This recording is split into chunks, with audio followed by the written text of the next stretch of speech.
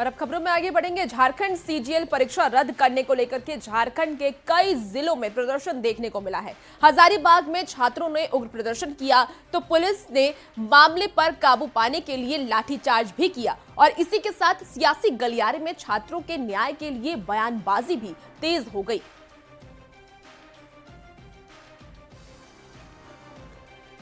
मुझे ये नहीं बोलने में कोई गुरेज नहीं है कि 2-4-5 लोग ऐसे हैं जो इस छात्रों को आगे करके अपने राजनीतिक रोटियां सेक रहे हैं। हम वो लोग नहीं हैं जो प्रश्न पत्र लिख करवाते हैं उत्तर प्रदेश और गुजरात की तरह। यहाँ सब कुछ क्रिस्टल क्लियर है, शीशे की तरह साफ है, पारदर्शी तरीके से परीक्षा ली गई है और युवाओं को रोजगार नौकरी। देखिए, झारखंड मुक्ति मोर्चा अपने पहले टर्म में भी 2019 से 24 के बीच में छात्रों के आंदोलन को प्रायोजित बताती थी। इस बार तो प्रचंड जनादेश मिला। कम से कम छात्रों की भावनाओं का सम्मान कीजिए।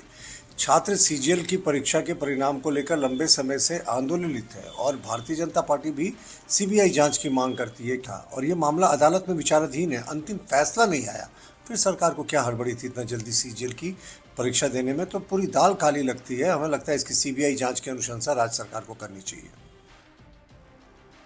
और अब जरा परीक्षा के पूरे विवाद को समझ लीजिए, जिसको लेकर के अब राजनीति भी शुरू हो गई है।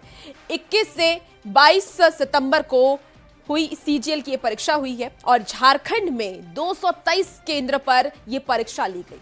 और इस परीक्षा के बाद अब क्या हुआ ये भी जान लीजिए। परीक्षा में 3 लाख से ज्यादा अभ्यर्थी शामिल हुए और जो ये विवाद चला है उसकी एक एक जानकारी हम आपको दे रहे हैं। अभ्यर्थियों का ये आरोप है कि पेपर लीक हुआ था। पेपर लीक का एक बार फिर से ये जो सवाल है अभ्यर्थियों की तरफ से उठाया गया। अभ्यर्थी परीक्षा रद्द करने की मांग कर रहे थे और इसके बाद अभ्यर्थियों ने प्रदर्शन भी किया। परीक्षा के बाद कई शहरों में प्रदर्शन हुआ अभ्यर्थियों की तरफ से, क्योंकि अभ्यर्थियों की आशंका थी कि पेपर लीक हुआ और इसलिए वो प्रदर्शन कर रहे थे।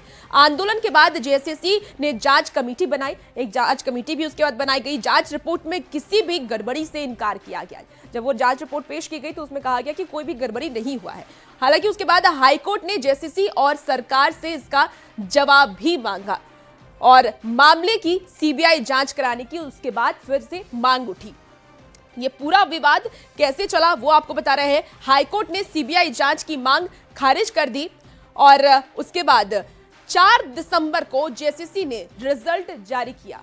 तो एक बार फिर से रिजल्ट जारी हुआ। जिस परीक्षा रद्द कराने की मांग कर रहे थे अभ्यर्थी, अब उसका रिजल्ट जारी किया गया। राज्य में कुल 2025 पदों पर यह बहाली निकली थी और 16 से 20 दिसंबर तक इसका डॉक्यूमेंट वेरिफिकेशन होना था।